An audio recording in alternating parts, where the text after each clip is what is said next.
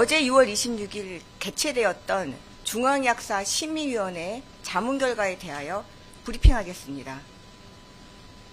동 제품은 우리 식약처가 세계 최초로 허가 심사를 하는 코로나19 백신으로 원료에서 완제품까지 국내에서 생산되는 최초의 국내 개발 코로나19 백신이며 글로벌 공급 등을 고려하여 WHO 긴급 사용 승인을 목표로 하고 있습니다.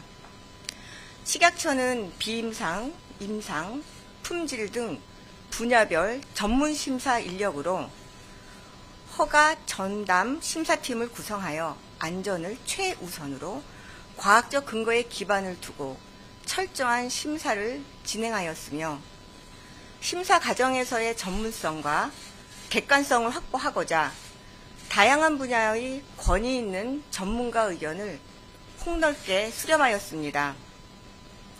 이를 위해 식약처는 지난 21일 코로나19 백신 안전성, 효과성 검증 자문단을 개최하였으며 전문가들은 허가하는 데 있어 효과성과 안전성은 인정 가능하며 임상시험 중 나타난 이상 사례 등에 대해서는 허가 후 관찰하고 정보를 수집하도록 자문하였습니다.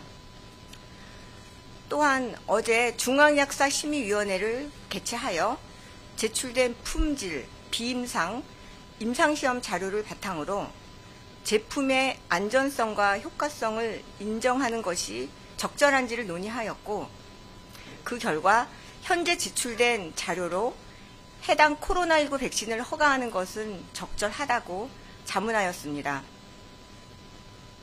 이번에 품목 허가 신청된 스카이코비언 멀티주 백신의 임상시험은 우리나라를 포함하여 뉴질랜드, 필리핀 등 6개 국가에서 진행되었으며 아스트라제네카사의 백스제브리아주를 대조 백신으로 하여 면역 원성과 안전성을 비교하여 평가하였습니다. 보다 자세한 임상시험 결과와 중앙약사심의위원회 자문 결과에 대해서는 중앙약사심의위원회 위원장이신 오일환 교수님께서 말씀해 주시겠습니다.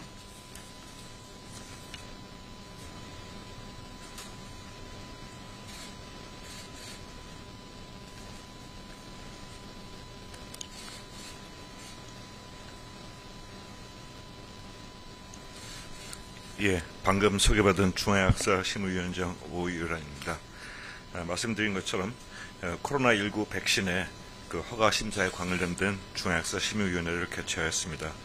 그래서 SK바이오사이언스사의 스카이코비1 멀티주의 안전성과 효과성에 대해서 자문하기 위해서 중앙약사심의위원회를 6월 26일 오후 4시 서울 회의실에서 개최하였습니다.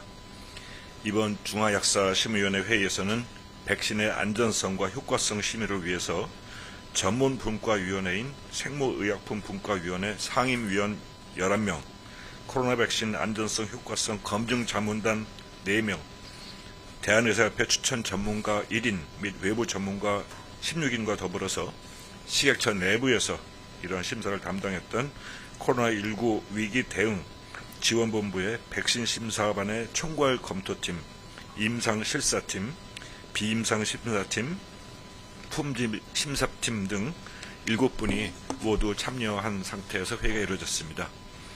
새롭게 사용되는 의약품은 그 약사법 제18조에 따라서 중앙약사심의위원회를 운영해서 안전성과 효과성에 관한 사항에 대해서 자문을 구하는 절차를 거치고 있으며 코로나19 백신 치료제 경우에는 코로나19 백신 안전성 효과성 검증 자문단과 더불어서 최종 점검위원회를 추가로 구성해서 3단계의 자문 절차를 거치도록 하고 있습니다. 그 자문했던 내용을 말씀드렸습니다. 이번 중앙약사심의위원회 회의에서는 스카이코비1 멀티주에 대해서 임상시험 자료 등 제출된 자료를 바탕으로 이 약의 안전성 효과성을 인정하여 품목 허가하는 것이 맞는지를 자문을 했습니다. 특히 백신의 효과성과 안전성에 대한 전반적인 견해, 또 허가 후에 안전성을 어떻게 확보할 것인가에 대한 방안들, 또 전반적인 허가 사항에 대한 전문가의 종합적인 견해를 모두 들어보는 자문을 구했었습니다.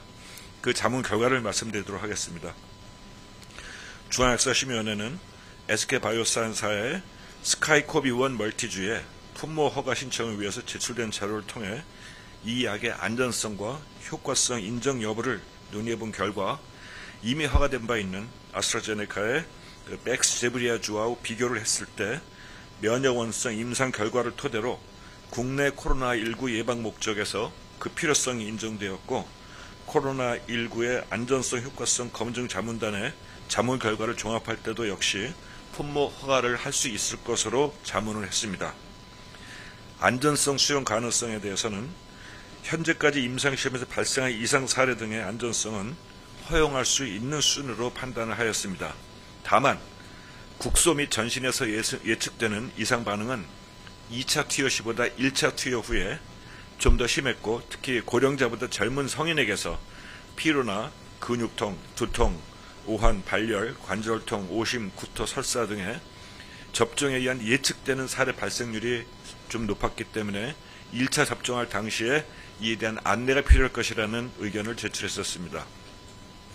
백신 투여와 관련성이 있는 예측되지 않은 이상 사례, 특히 투여 후에 4주 동안 조사를 했을 때 백신군의 경우에는 약 13%, 주요 증상은 주로 주사 부위의 소양증이나 어지럼증, 통증 등이었고 대조군의 경우는 14.6%에서 큰 차이가 없었습니다.